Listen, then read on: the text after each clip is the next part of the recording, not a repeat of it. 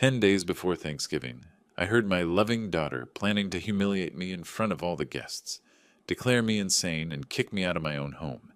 Betrayal by blood is the worst wound. I silently changed my plans, turning her trap into my own. On November 27th, she called. "Dad, where are you? The guests are waiting." I laughed. "Look in my drawer." What she found made her scream, and her whole world fell apart. Justice is sweet when revenge is cold as calculation. Before we continue, please subscribe to the channel and write in the comments what time it is where you are now. The doctor's appointment ended 40 minutes early.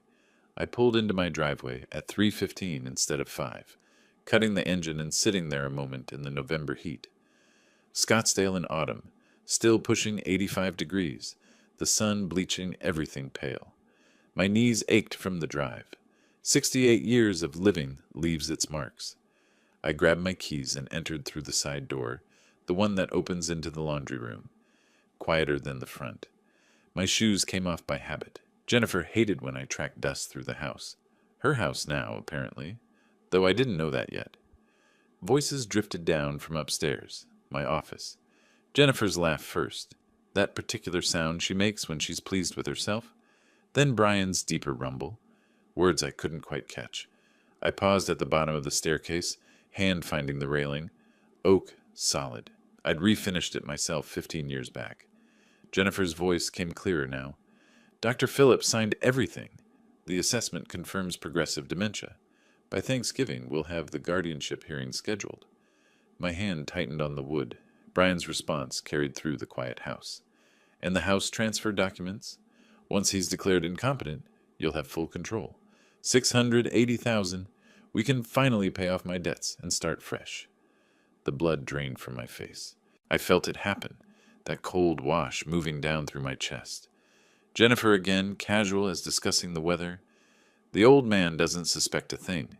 He still thinks I'm his devoted daughter. 2 more weeks and this house is ours." I stood frozen. An engineer's mind is trained to process information systematically. Load calculations, stress points, structural integrity. My brain applied those same principles now. They were planning to strip me of everything. The house I'd bought with my late wife. The independence I'd guarded fiercely through 2 years of widowhood. My dignity. Footsteps crossed the office floor above. I moved backward, silent, each step measured. Back through the laundry room, out the side door, into the garage.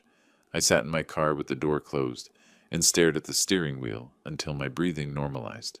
20 minutes, maybe. Could have been an hour. When I finally went inside, they were in the kitchen. Jennifer looked up, smiling. That smile I'd trusted for 38 years. "Dad, how is the doctor?" I manufactured a smile in return. "Fine. Just routine checkup. How was work today, sweetheart?" She turned back to the cutting board, chopping vegetables. "Oh, same old boring insurance claims. Hey, you're still planning to host Thanksgiving here, right? I've invited some friends." I nodded, said nothing, sat down at the table. Brian glanced at me, something flickering behind his eyes. Suspicion, guilt. I chewed slowly, watching them both, forcing myself to swallow. That night, I waited. Their bedroom door closed at 10:30. I listened to the house settle, the familiar creaks and whispers of a structure I knew intimately. At midnight, I dressed in dark clothes, old habit from my Navy years, and moved through the kitchen to the trash bins outside. 3 bags. I went through each one, methodical. Coffee grounds, vegetable peels, junk mail. Then in the recycling bin, crumpled between pizza boxes, papers, legal papers.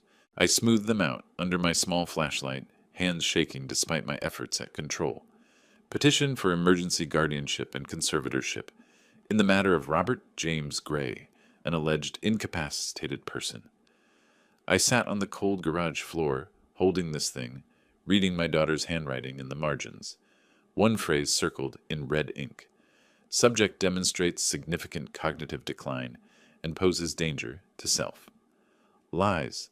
Clinical, calculated lies. I don't know how long I sat there. Long enough for my legs to go numb. Long enough for the rage to crystallize into something colder, sharper, useful. At 2 in the morning, I stood, folded the document carefully, placed it in my jacket pocket. Tomorrow, I'd need answers. Tomorrow, I'd need a plan. I walked toward the house, stopped at the door, looked back at my car. 8 days until Thanksgiving. 8 days until they planned to destroy me. My jaw tightened. I opened the door and stepped inside. Dawn light crept through the bedroom blinds, turning everything gray gold. I hadn't slept. Couldn't. The guardianship petition lay spread across my small desk like evidence at a crime scene, which I supposed it was.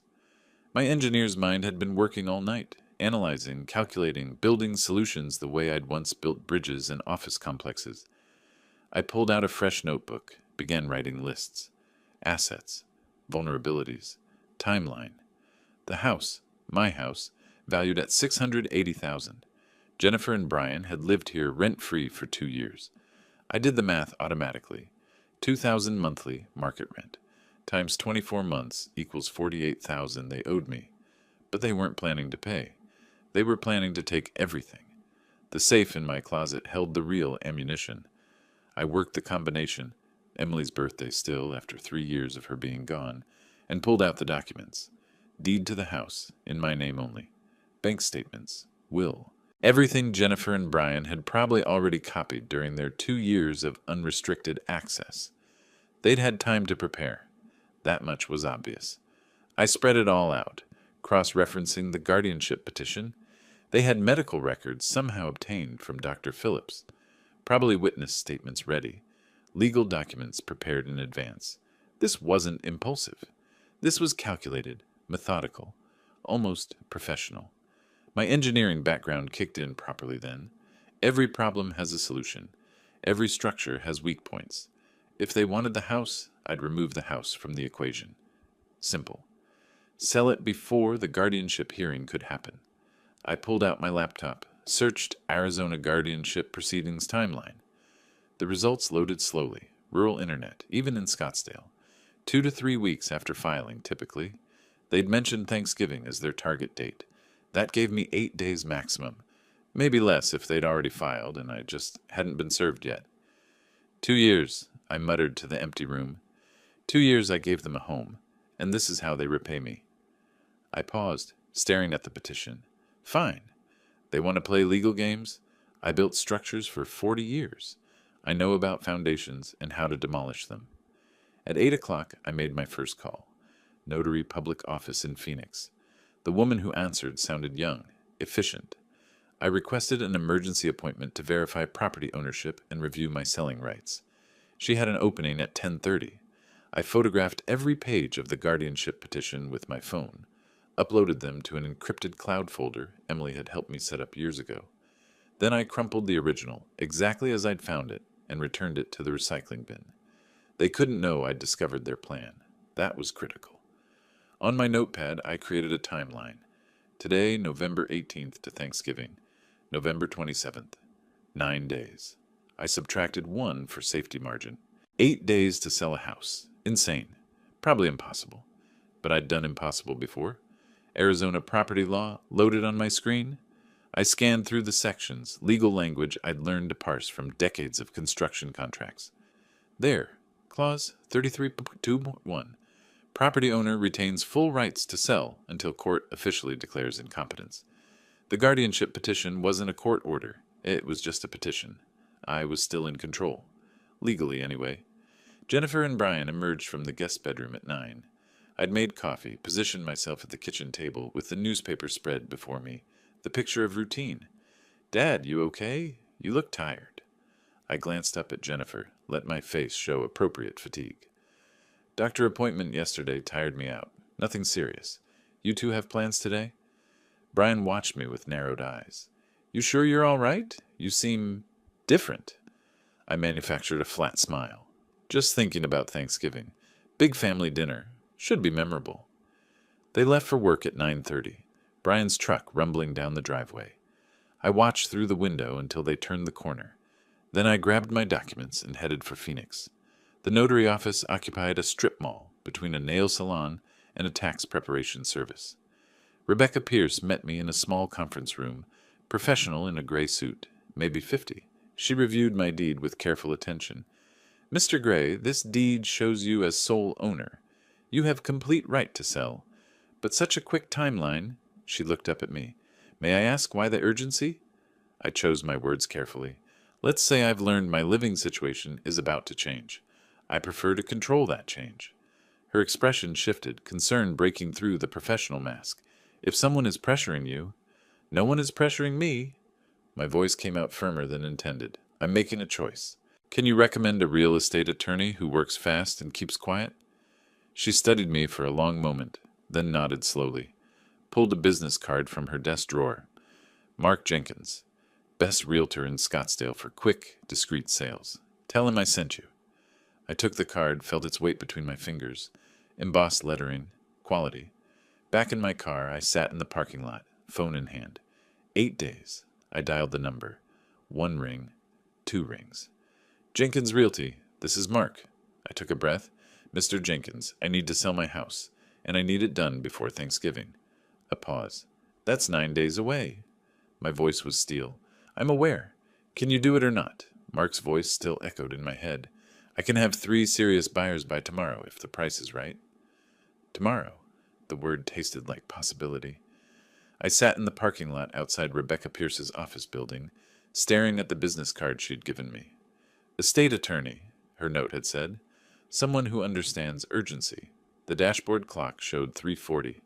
Jennifer and Brian would not be home for 2 hours. Time enough.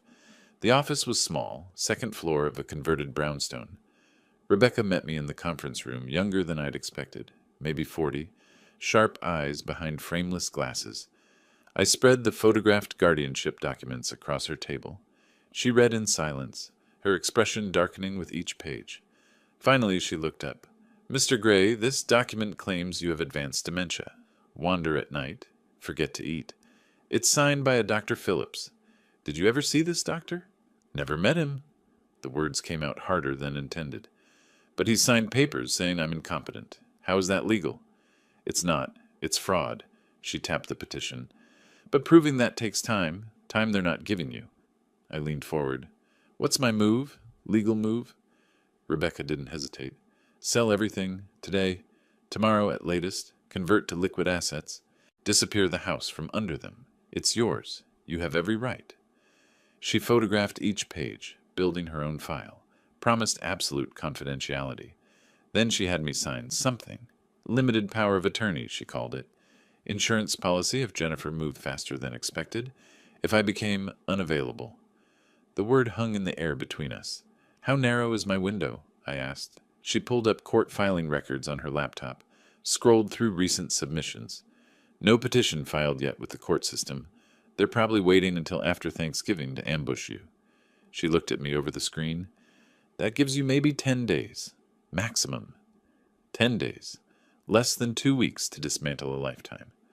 I called Mark Jenkins from Rebecca's office, put him on speaker.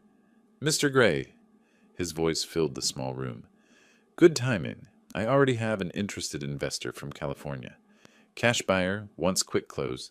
He'll pay full price, $680,000 for speed. Can you be ready? Rebecca nodded at me. You have it, I said. Send the papers. I'll sign today. Your daughter lives with you, correct? Does she need to sign? The deed has one name on it. Mine. She signs nothing. After the call, Rebecca handed me a folder. Everything you need.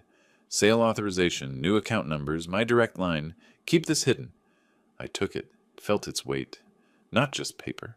Power. My power. For 2 years I'd been the confused old man in their story. Now I was rewriting the ending. My next stop was a bank I'd never used before. Chase, 2 towns over in Mesa. Not my usual Wells Fargo, where Jennifer probably had contacts. The manager set up a new checking account, arranged for wire transfer of sale proceeds. I made sure Jennifer's name appeared nowhere. When I pulled into my driveway at 5:15, everything looked normal. I parked in my usual spot, entered through the front door, called out, I'm home, the way I always did, hung my keys on the same hook. Jennifer appeared from the kitchen. Dad, where were you this afternoon? I tried calling. I'd rehearsed this. Phone died. I was at the library, then drove around, thinking about Thanksgiving menu. You still want to do turkey here? Her shoulders relaxed. Of course. I've invited the Hendersons, the Morales family, maybe 10 people total. You don't mind, right? This house loves a crowd. Your mother always said that. I paused, let the memories sit between us. Let's make it a real celebration. She smiled, came over and hugged me. It will be, Dad. It really will be. I saw the lie in her eyes, said nothing. That night, I lay in bed, hearing their muffled voices through the wall. Planning. Always planning. My phone vibrated, text from Mark Jenkins. Inspection scheduled tomorrow, 10 a.m. Buyer's attorney drafting contracts. You'll need to be available to sign by noon. I typed back. I'll be there. Deleted the message. Deleted the entire text thread. Stared at the ceiling. Tomorrow the house went on the market. Tomorrow their whole plan crumbled. But they couldn't know. Not yet. Footsteps in the hallway. Jennifer, walking past my door. Probably checking if my light was off. I closed my eyes, breathed steadily, regular. The footsteps paused outside my room, then continued. My eyes opened in the darkness. Character count, 5 to 36, including spaces. Part 4, playing blind. My alarm didn't wake me. I'd never slept. Every hour I'd checked my phone. Nothing from Mark, nothing from Rebecca, nothing to indicate problems. At 7, the shower started running in Jennifer's bathroom. Normal morning routine. Brian's alarm clock buzzing through the wall. Everything ordinary. Except today, strangers would walk through this house, inspecting what Jennifer thought she'd inherit. I dressed carefully, button-down shirt, decent slacks. Not too formal, not suspicious. Just a man with morning errands. I needed to be gone before 10. In the kitchen, I made breakfast. Toast, eggs, coffee. Jennifer came down at 7:30, already scrolling through her phone. Morning, sweetheart. Big plans today? She barely glanced up. Work until 3, then grocery shopping for Thanksgiving. You?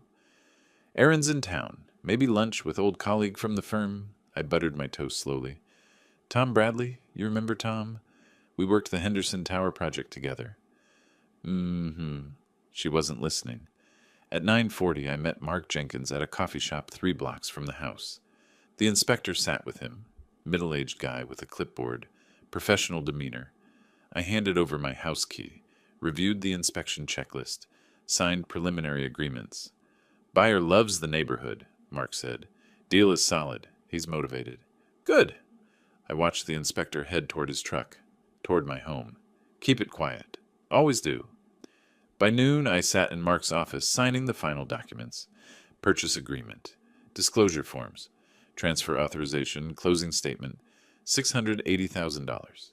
Close date, November 25th, day before Thanksgiving. Wire transfer to my new Chase account.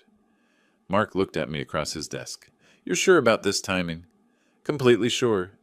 Each signature felt like a strike against Jennifer's plan. At Chase, the manager processed my wire transfer details, helped me open a safe deposit box. I moved my emergency cash from the old box at Wells Fargo, also deposited something I'd created last night, a fake will. Typed on my old typewriter, coffee-stained paper, deliberately shaky signature I'd practiced until it looked authentic. I leave my entire estate, including house and all assets, to my beloved daughter Jennifer. Dated 3 years ago, placed prominently in my home safe where she'd find it. Let her think she'd already won. This is quite a large wire transfer, the manager said. $640,000 after fees. Are you sure you want it all in checking? We have investment options. Checking. I need immediate access. I met his eyes. And I need this account completely separate from my previous accounts. New statements to a P.O. box, not my home address. He nodded slowly. Didn't ask why. I drove past my house at 2. The inspector's car sat in the driveway, Mark's vehicle beside it. I circled the block twice before parking down the street, waiting. They left at 2:30. I waited another 15 minutes, then headed home.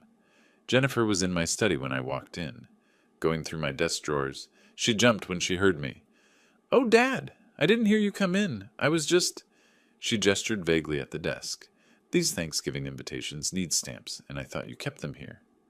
I saw papers move slightly, filing cabinet ajar. Stamps? No, honey, I keep those in the kitchen. 3rd drawer down. Always have. Don't you remember? Right, of course. Too quickly. Just forgot. I'll check there. I watched her closely. Were you looking for something else? You seem nervous. Fake laugh. No, just busy. So much to plan. Hey, are you okay with 10 guests? Maybe 12? However many you want, sweetheart. I kept my voice gentle. This is your celebration, too? She left quickly. I heard her in the kitchen rattling drawers for appearance. Brian came home at 6, found me reading the newspaper in the living room. Robert, where were you all day? Jennifer said you were gone for hours. Errands, bank, lunch with Tom Bradley. You remember Tom from my engineering days? We talked about old projects. I turned a page casually. Boring stuff. Tom Bradley, right. I saw him file the name away. Planning to check, probably. Let him. Tom was real enough. Retired now, living in Tucson. We'd worked together 30 years ago. The lie had enough truth to hold. After they went to bed, I went to my safe. Removed my real will, everything to charity, the way Emily and I had planned.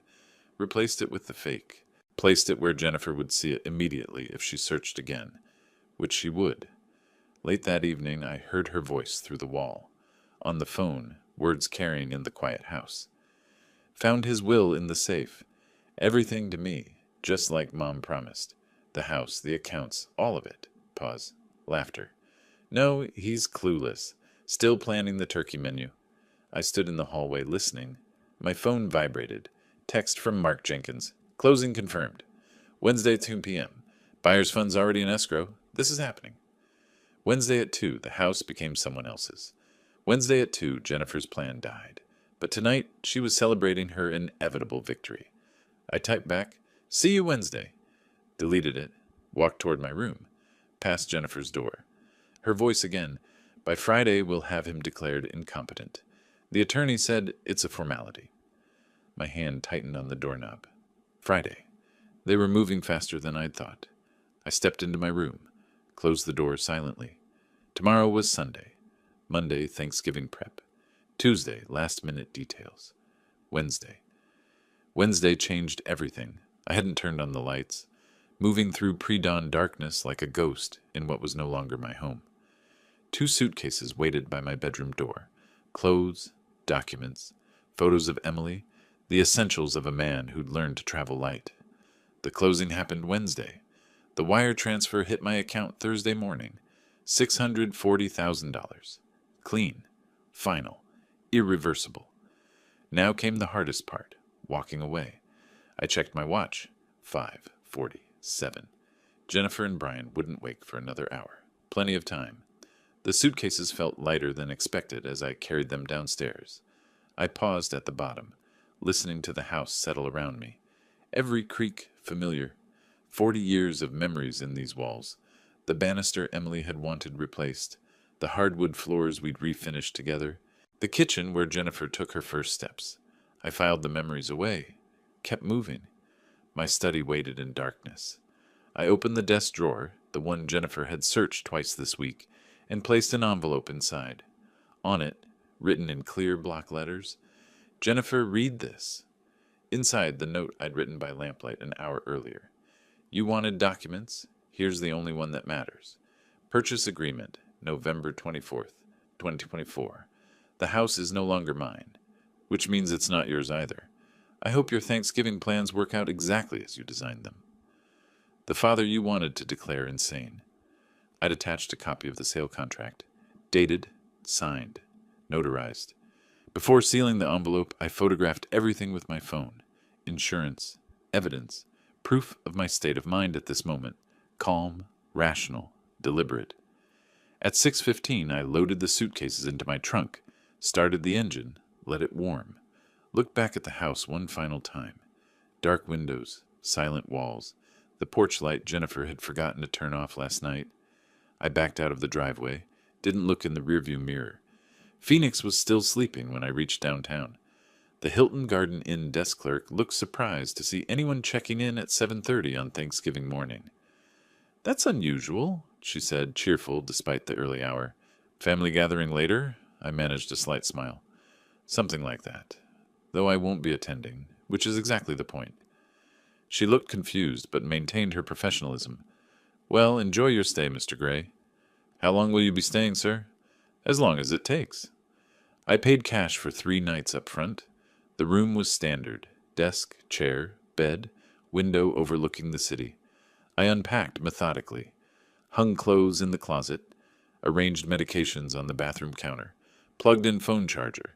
Set up a temporary command center on the desk. Rebecca's number on speed dial. Bank statements in folder. List of next steps. At 9, I called Rebecca Pierce. It's done. I'm out. The note's in the desk. She'll find it when guests start arriving, and she wonders where I am. Robert, are you safe? Her voice carried concern. Do you need anything? I'm fine. Better than fine. I looked out at the Phoenix skyline. For the first time in 2 years, I'm in control of my own life. The morning crawled by. I sat by the window, watching Thanksgiving traffic build. Families heading to dinners. People carrying pies and casserole dishes. Normal holiday rhythms. At noon, I stared at my phone. Knowing what was coming, the call, the discovery, the explosion. Part of me wanted to turn it off, disappear completely. But no, I needed to hear it. Needed to hear the moment she realized everything she'd plotted for had vanished. My finger hovered over the power button, then pulled back. Let it ring. Let her panic. Let her understand what betrayal feels like from the other side. At 2:03, the phone lit up. Jennifer Mobile. I let it ring 4 times before answering. Dad, where are you? False sweetness, strain underneath. Guests are here. The Hendersons just arrived. Everyone's asking about you. I'm exactly where I need to be, Jennifer. Away from you. Her voice rose, panic creeping in. What? Dad, this isn't funny. You promised you'd be here. We have turkey, we have... I cut her off. Check my desk drawer, top right. There's an envelope with your name on it. Read it. Then you'll understand exactly where things stand. Desk drawer? What are you... Background noise. Brian asking questions, guests murmuring. I held the phone away from my ear, listening to her footsteps. She was walking. I could tell by the rhythm of her breath, the background noise changing. Footsteps on hardwood. My study. I imagined her hand reaching for the drawer, pulling it open. The rustle of paper. She'd found the envelope. Dad, there's something here with my name. What is this? Her voice uncertain now, the false sweetness cracking. I closed my eyes. Open it, Jennifer. Read every word. Silence. The sound of paper tearing. Then nothing. 5 seconds. 10. I counted them. At 15 seconds, I heard her breath catch. At 20, a sound that might be a gasp or a sob. At 25, her voice came back, barely a whisper. No, this can't. Then louder, sharper. Brian, get in here now. I pulled the phone from my ear. Even at distance, I heard her screaming. I held the phone away from my ear. Even at distance, Jennifer's voice shredded through the speaker. November 24th. He sold it, November 24th. While we were... Her words dissolved into incoherent sounds. I brought the phone back, spoke calmly into the chaos. Jennifer, I can hear guests in the background. You might want to have this conversation privately. Her breathing ragged, desperate. You can't do this. You can't just... Then Brian's voice, sharp. Give me the phone. Jennifer, give me... Fumbling sounds. Brian came on the line. Robert! Aggressive, almost a shout. What the hell did you do? Jennifer's talking about some sale. This is insane. I set the phone on speaker, positioned my iPad nearby, started voice memo recording, capturing everything. What I did was protect my assets from thieves. The house sold Wednesday. Closed escrow. Money's in my account. It's over. Over? You think you can't just... I can. I did. And Brian, I'm recording this conversation, so choose your next words carefully. A pause. Then barely controlled rage. You were manipulated. Someone took advantage of you. We can prove you weren't in your right mind. I almost laughed. Bitter sound. Really? Because I have psychiatric evaluations from 3 separate doctors confirming perfect cognitive function. Dated last week. How many doctors do you have saying otherwise? Oh, right. 1. Who never actually examined me. Dr. Phillips, wasn't it? Where are you right now? We need to handle this face to face, like men. Like men? You mean like the man who planned to have me declared insane? Or like the man who forged medical documents? I'll pass on that conversation. His voice dropped, threatening. You're making enemies, old man. Dangerous enemies. I already had enemies. I just didn't know they lived in my house. I ended the call, stopped the recording, saved it to cloud storage, encrypted folder, then blocked both their numbers, but not before screenshotting contact info, call logs, previous texts, Evidence trail for Rebecca. I poured water from the minibar, hands steady, sat by the window overlooking Phoenix, watched Thanksgiving afternoon traffic, processed what had just happened. No regret, only grim satisfaction. I texted Rebecca. They know, reaction as predicted. Jennifer hysterical, Brian threatening, recorded everything. What's next? Her response came fast. Stay where you are, don't engage further. I'll handle any legal moves they make. 2 hours passed. I organized files on my laptop, began documenting the timeline. Every conversation, every meeting, every piece of evidence showing my competency, building the counter-narrative to whatever Jennifer would claim. At 4 p.m., Rebecca called. Robert, Jennifer just filed emergency petition. Claims you're mentally incompetent. Sale was fraudulent. She wants immediate injunction to reverse the transaction. I expected this. We're prepared. I opened my laptop, fingers moving across keys. What do we have? The psychiatric evals, the recordings, proof of her guardianship plot. Her voice was grim but confident. We have everything we need. But she's playing victim. Dutiful daughter trying to protect confused father. Some judges respond to that narrative. Then we show them the truth. The guardianship petition she was planning to file. The fake medical records. The 2 years of free housing while plotting to steal everything. That's not a dutiful daughter. That's a con artist. Exactly what I planned to argue. But Robert? This gets uglier before it gets better. She's fighting for her survival now. People do desperate things when cornered. Let her try. I'm done being anyone's victim. The sun was setting when my phone buzzed. Unknown number. I hesitated, then answered. Jennifer's voice. Completely different now. No tears, no hysteria. Pure venom. You think you're clever? You think this is over? I'll prove you're incompetent. I'll prove you were manipulated. And when I do, everything reverts to your estate, which I control as your guardian. You just delayed the inevitable, old man, and made it so much worse for yourself. See you in court, Jennifer. You'll regret this, I promise you.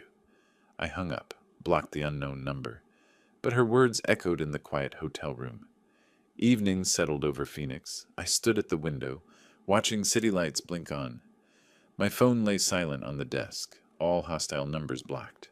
But I knew they were out there, planning. Jennifer with her emergency petition, Brian with his threats. I opened my laptop, began writing a detailed account of the last 10 days. Every conversation, every document, every move they made, everything I countered. Rebecca needed ammunition for Monday. I typed steadily, methodically. 2 hours passed. 3. At 9 p.m., email arrived from Rebecca. Discovery documents attached. Jennifer's petition claims you showed confusion, memory loss, inability to handle finances for 6 months. She has witness statements. Brian, naturally, and someone named Dr. Phillips. I read the lies, each one more brazen than the last. I replied, I have recordings proving the opposite, and evidence Dr. Phillips never examined me. Send me your strategy for Monday. Hit send. Kept typing. Outside, Thanksgiving night wrapped around the city, families finishing dinners, watching football, sharing gratitude. I typed my truth into the darkness. The real battle started Monday. But tonight, I built my arsenal. December brought gray skies and colder truths. I sat in my hotel room, now extended to monthly rate, reviewing Rebecca's latest email. The Monday hearing had gone well. Judge Hayes denied Jennifer's emergency petition, found no immediate evidence of incompetency. But Jennifer wasn't done. She'd hired Marcus Webb, a lawyer known for aggressive tactics and questionable ethics. Rebecca's email outlined their new strategy. They're requesting full psychiatric evaluation, court-ordered. They claim your behavior, selling house suddenly, disappearing on Thanksgiving, proves mental decline. Judge Hayes granted the evaluation. You're scheduled for January 15th. I spent December preparing, met with 3 independent psychiatrists, underwent cognitive testing, memory assessments, personality inventories, each confirmed. Perfectly sound mind, no dementia, no impairment. Rebecca collected the documentation, building our fortress. Meanwhile, Marcus Webb escalated, filed motion claiming I'd stolen family heirlooms, Emily's jewelry, requested police investigation. Detective Carter called me on a Tuesday morning. Mr. Gray, we received a report about possible theft of valuable items from family home. I met him at the station that afternoon. Brought proof. Photos of Emily wearing the jewelry in the 1980s. Wedding gifts I'd purchased. Insurance policies in my name. Receipts showing $8,000 spent in 1985. Will showing items left to me. Carter reviewed everything, closed his notebook. Mr. Gray, this is pretty comprehensive. Why would she claim theft if... Because she's desperate. The guardianship scam failed. The house is gone. Now she's trying criminal charges. It won't work. Case closed within 48 hours. No theft occurred. January 15th arrived cold and clear. I appeared at Maricopa County Courthouse for the court-ordered psychiatric evaluation. Dr. Sarah Mitchell, the court-appointed expert, conducted a 6-hour assessment in a sterile examination room. Mr. Gray, your daughter claims you sold your house impulsively without understanding consequences. Walk me through your decision-making process. I answered with an engineer's precision. There was nothing impulsive about it.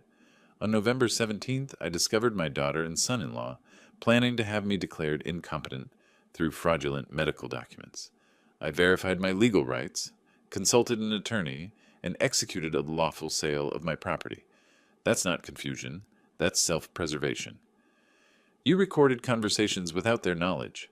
Some might call that paranoid behavior. I call it evidence collection. When someone plots to strip you of your rights, documentation isn't paranoia. It's necessity. Every recording I made was legal under Arizona's one-party consent law. She made notes. And you felt threatened enough to leave your home permanently? I felt betrayed enough to remove their weapon. The house was their target. I eliminated it. January the 22nd. Dr. Mitchell's report filed with court. I sat with Rebecca in her office as she read aloud. Subject demonstrates superior cognitive function for age. Recent actions, selling property, relocating, show clear rational planning. No evidence of dementia, confusion, or impairment. Subject's decision-making capacity fully intact. Rebecca looked up, smiling. Robert, this is complete vindication. Mitchell's report destroys their case. Judge Hayes will dismiss. No question. Good. Now we file our countersuit. I want compensation for 2 years of them living rent-free in my house. I want damages for defamation, false police reports, emotional distress. She hesitated. That's aggressive. Are you sure you want to? I cut her off. They tried to steal my life. Now they pay for it. Literally. The hearing came quickly. Judge Hayes sat behind his bench, reading the verdict with obvious impatience. After reviewing Dr. Mitchell's comprehensive evaluation, this court finds no evidence of mental incompetency. Mr. Gray's actions, while perhaps unusual, were rational responses to perceived threats. Petitioner's motion is denied. Case dismissed. Marcus Webb stood. Your Honor, we request. Judge Hayes raised his hand. Mr. Webb, your client has wasted this court's time with baseless accusations. Be grateful I'm not sanctioning her for frivolous litigation. We're done here. In the hallway afterward, Rebecca opened her briefcase, showed me Jennifer's probable next move, lawsuit, claiming I'd financially exploited myself. Creative legal theory. I laughed. Bitter. Cold. She doesn't know when to stop. People rarely do when they're losing everything. I pulled out my phone, played the recording from November 17th. Jennifer's voice. The old man doesn't suspect a thing. Rebecca listened, her face hardening. That's conspiracy to commit fraud. We can file criminal referral.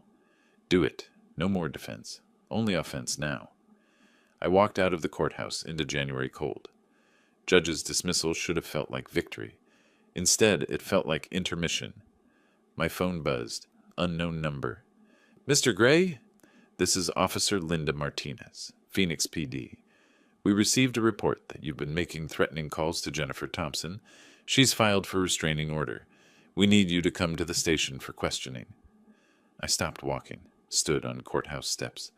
Officer, I haven't contacted Jennifer since Thanksgiving. I can prove it. Phone records, witness statements. Still need you to come in, today, if possible. I closed my eyes. Jennifer wasn't just desperate. She was scorching earth. Every legal avenue blocked, so now, false police reports, restraining orders, manufactured evidence. I texted Rebecca. They filed false harassment claim. Police want statement. Her reply came instantly. Don't go alone. I'll meet you there in 30 minutes. And Robert, time to destroy them completely. I looked at that message. Time to destroy them. Yes, it was. Officer Martinez led us to the interview room. Sterile white walls, metal table, recording equipment. Rebecca set her briefcase down with deliberate calm. I sat across from Martinez, hands folded. Mr. Gray, Martinez began, Jennifer Thompson claims you've called her 17 times in past 2 weeks. Left voicemails with threats. She's requesting emergency restraining order. Rebecca slid paper across the table before I could speak. Officer, here are Mr. Gray's phone records from AT&T. 0 calls to Jennifer Thompson or Brian Thompson since November 27th. 0 texts. 0 contact of any kind. Martinez studied the records. Her expression shifted. Professional skepticism to bureaucratic irritation. Someone was wasting her time. Ms. Thompson claimed 17 calls. These records show 0. She gave us specific dates, January 8th, 9th, 12th. Your phone didn't contact her number once. Rebecca's voice was professional ice. Because her claims are fabricated. This is the 3rd false accusation against my client. Theft, harassment, and previously, mental incompetence. There's a pattern here. Martinez looked at me. Mr. Gray, you're free to go. And for the record, I hate when people waste department resources on personal vendettas. The investigation collapsed within hours. Hotel security footage showed I'd never left Phoenix during alleged threatening visits. The hotel manager confirmed my whereabouts. Martinez noted in her report, complainant's allegations demonstrably false. No evidence of harassment. Recommend no charges. Rebecca requested a copy for court records. Evidence of malicious prosecution. February 1st, Rebecca filed my countersuit in Maricopa County Superior Court. $50,000 damages for defamation and emotional distress. $48,000 compensation for 2 years unpaid rent. Market rate $2,000 monthly. Criminal referral for medical document forgery. Brian panicked when served, called me directly, bypassing attorneys. Robert, let's be reasonable. We both made mistakes. You sold the house. Fine, that's done. But this lawsuit, it'll bankrupt us. $20,000, that's everything we have. Take it, and let's end this. I recorded the call. Everything you have. That's interesting, Brian, because 2 months ago you thought you'd have $680,000. My house, my money, my life. Now you're offering me $20,000 like it's a favor? We were wrong, okay? Is that what you want to hear? We were wrong. No, what I want is exactly what I'm getting. Justice. See you in court. March 15th, the hearing. Judge Sharon Morrison presided, reviewing evidence I'd assembled over months. Timeline on poster board showing the 2-year plot. Authenticated documents proving forgery. Recordings demonstrating premeditation. Psychiatric reports confirming my competency. Mr. Gray, I've reviewed your evidence, Judge Morrison said. 2 years of free housing while planning to defraud you of property. Fabricated medical documents. False police reports. This court finds defendant's conduct egregious. Marcus Webb attempted defense. Your Honor, my clients were concerned about Mr. Gray's welfare. Judge Morrison cut him off. Counselor, your clients forged a doctor's signature. That's not concern. That's fraud. Potentially criminal fraud. Rebecca presented our case systematically. Your Honor, defendants exploited Mr. Gray's generosity. Lived rent-free, market value $2,000 monthly, 24 months, $48,000. Then attempted to steal his primary asset through fraudulent guardianship. We're seeking compensation plus damages. Compensation is clearly warranted. Mr. Gray, you provided housing, utilities, support for 2 years? I stood, clear voice. Yes, Your Honor, because Jennifer is my daughter. I thought I was helping family. I didn't know I was housing thieves. Judge Morrison delivered the verdict. Judgment for plaintiff Robert Gray. Defendants Jennifer Thompson and Brian Thompson jointly and severally liable. $48,000 unpaid rent. $50,000 emotional distress damages. Total, $98,000. Additionally, I'm referring the forged medical documents to the district attorney for criminal investigation. We're adjourned. Jennifer stood, shaking. Your Honor, we don't have. Then you'll arrange payment plan or face collections. Should have considered that before committing fraud. Next case. In the courthouse hallway, Rebecca and I stood by the window. Through the glass, Jennifer and Brian argued, silent behind the barrier, but body language screamed. Brian gesturing wildly, Jennifer crying, Marcus Webb walking away, washing his hands of them. They'll file bankruptcy, Rebecca said. You won't see that 98,000. I don't need the money. I needed them to lose, completely. And they have. She studied my face. You know this destroys them. Their credit, their reputation, their marriage, probably. I watched Jennifer through the glass. They tried to destroy me first. They just did it quietly, with smiles and medical forms. I did it legally, in open court. The difference is, I won. Outside, March wind carried last traces of winter. I stood on steps where, months ago, I'd received that call about false harassment charges. Now, judgment in hand. $98,000 Jennifer and Brian didn't have. Rebecca touched my arm. You won, completely. But Robert, they're not done being your problem. Bankruptcy proceedings, possible criminal charges for the forgery, they'll be in the system for years. You'll be connected to this mess for... My phone buzzed. Text from unknown number. Photo attachment, Jennifer and Brian's house. For sale sign in yard. Message below. Lost our home. Lost everything. Hope you're happy. This isn't over. I showed Rebecca. She frowned. That sounds like a threat. We should... I deleted the message. Let them threaten. Let them flail. They have nothing left to hurt me with. I'm free. They're buried. That's enough. I started down courthouse steps. Behind me, Rebecca called. Where are you going? I didn't turn back.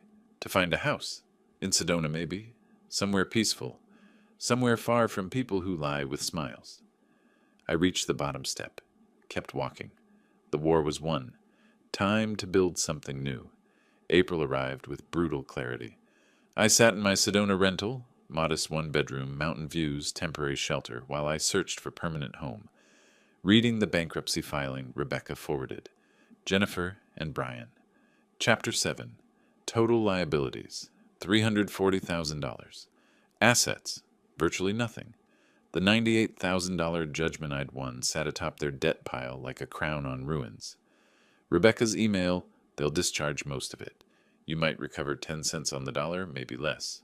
Want to object to the filing? I typed back. No. Let them drown. The money had never been the point. Mid-April brought another update from Rebecca. Jennifer's employer, the insurance company, had terminated her. Court records became public. Company policy prohibited employees involved in fraud investigations, even civil cases. Jennifer filed for unemployment. Denied. Termination was for cause. Early May, Brian's consulting business collapsed. Clients discovered his court history through public record search, canceled contracts. His LinkedIn profile showed seeking opportunities, code for unemployed. Rebecca's investigator reported they were 3 months behind on apartment rent. Late May, I received my first payment from the bankruptcy trustee, $347.18, partial liquidation of their remaining assets. The check memo line read, Gray v. Thompson, partial distribution. I framed it, hung it in my apartment. Not for the money, for the proof. June brought divorce papers. Rebecca forwarded Jennifer's lawyer's email, relationship destroyed by financial stress and mutual recrimination. Jennifer claimed Brian pressured her into the guardianship scheme. Brian claimed Jennifer initiated the entire plan. What do you think? Rebecca asked on the phone. I think they're both liars blaming each other for getting caught. Mid-July, final bankruptcy discharge granted. My judgment, 96% uncollectible. Total recovered, $3,800 from asset liquidation. Rebecca's voice carried resignation. That's all you'll see. They have nothing left. Perfect. That was always the goal. Leave them with nothing. I created a folder on my laptop labeled Consequences. Saved every document Rebecca sent. Termination letter, bankruptcy filing, divorce petition, payment receipts. Not from vindictiveness. From an engineer's need to document the complete structural collapse I'd engineered. In early May, during errands in Phoenix, I drove past their apartment complex. Saw their car, old Honda. Brian's truck gone, probably repossessed. Noticed a for rent sign on their unit. They'd been evicted. I felt nothing. Late June brought an envelope forwarded from my Phoenix hotel. Jennifer's handwriting, handwritten letter, tear-stained pages, begging forgiveness. Brian had manipulated her. Could I help with rent? I read it once, fed it through my shredder, watched the strips fall into trash.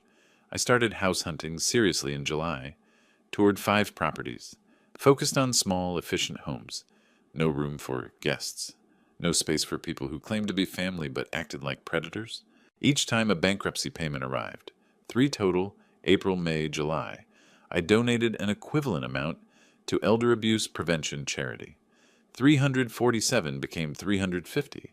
892 became 900, transforming their debt into protection for others. Rebecca called mid-July with an update. Brian's attorney claims your vindictive lawsuit destroyed their lives. Says you could have accepted the $20,000 settlement. Implies you're the villain here. I replied by email. Vindictive? I use the legal system exactly as designed, to remedy fraud. They destroyed their own lives the moment they forged a doctor's signature. I just made sure there were consequences. Late June, Jennifer left a voicemail. I listened but didn't respond. Dad, it's me. I know you don't want to talk, but we're being evicted. Brian left. Took what little money we had. I don't know what to do. I'm sorry. I'm so sorry. If you could just, maybe a loan? A few thousand to get back on my feet? I'm your daughter. Please. The message ended with sobbing. I deleted it. You stopped being my daughter when you called me the old man and plotted to cage me. Actions have consequences. You taught me that. Rebecca's final update came in July. Bankruptcy discharge is final. Jennifer kept her car, 15-year-old Camry, only exempt asset. Brian kept nothing. They're officially divorced. She moved to Tucson, working retail at Target. He's living with his brother in California. Separate cities, separate lives, separate failures. You sound satisfied. I sound finished. There's a difference. A text came from an unknown number. Jennifer from a new phone. Dad, I see you're in Sedona. I looked up property records. Are you buying a house? After everything, you get a fresh start, and I'm working retail, living in a studio, buried in debt that won't discharge for years? How's that fair? I read it twice. Started typing a response. Stopped. Deleted the draft. Blocked the number. Fair? She wanted to discuss fair? Fair was 40 years of providing for her. Fair was opening my home for 2 years. Fair was trusting my daughter. She gambled on my death or incapacity. Lost. Now lived with consequences. That wasn't unfair. That was arithmetic. Late July evening, I sat on my rental's small balcony, watching sunset paint Sedona's red rocks in impossible colors. My phone showed 3 block numbers, Jennifer trying different phones to reach me. Each block felt like closing a door. Final door. Permanent. My laptop displayed a property listing. 2-bedroom house, West Sedona, $320,000. Mountain views, 1/4-acre lot. Small, manageable. Mine. The realtor's email waited for response. Owner accepted your offer. Escrow opens tomorrow. Congratulations on your new home. My finger hovered over reply. Tomorrow, I'd start paperwork. Tomorrow, new foundation. But tonight, I wanted to sit with this moment, the space between destruction and creation. My phone buzzed again. Same block number pattern. Jennifer's 4th attempt today. I didn't even look. Just watched the sun sink behind Thunder Mountain. Behind me, my laptop chimed. New email. Subject, final bankruptcy distribution, 147.32. I smiled. They were sending me money they didn't have, paying debts they couldn't afford, drowning in consequences they'd built themselves. And I was buying a house, in the mountains, alone, exactly as planned. The phone buzzed again. Different pattern. Rebecca, I answered. Robert, I have news. The DA's office, they're moving forward. Criminal charges for the medical forgery. Brian's being indicted. Thought you should know. I looked at the darkening sky. Even now, consequences were still unfolding. August 28th, I stood in my new living room, empty except for boxes and light streaming through windows. painting red rock views across bare walls. 2 days since closing. 2 days of sleeping on an air mattress, eating takeout, unpacking the essentials of a life rebuilt from foundation up. My phone sat on the windowsill, silent for once. No blocked numbers this morning, no Jennifer's desperate attempts. Maybe she'd finally accepted the permanent distance. Then it vibrated.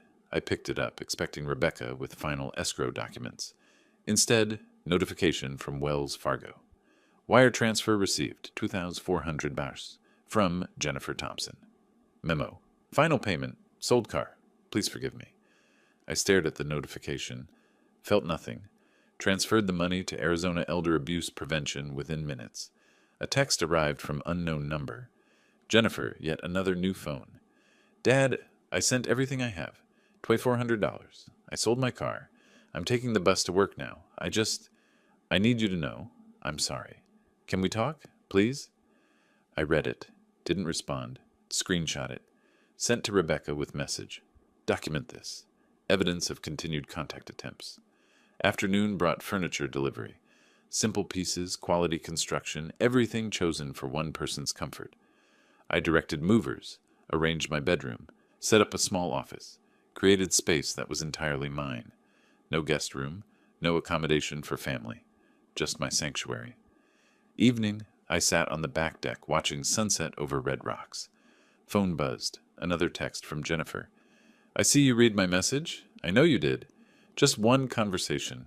I'll drive to Sedona. Please, Dad, I'm your daughter.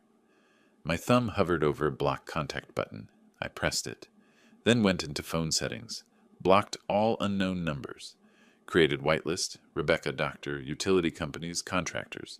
Everyone else. Silence. Then deleted Jennifer's contact entirely. Name gone, numbers gone, erased. I called Rebecca that morning. She sent $2,400. Sold her car. Wrote, please forgive me in the memo line. Rebecca's voice was gentle.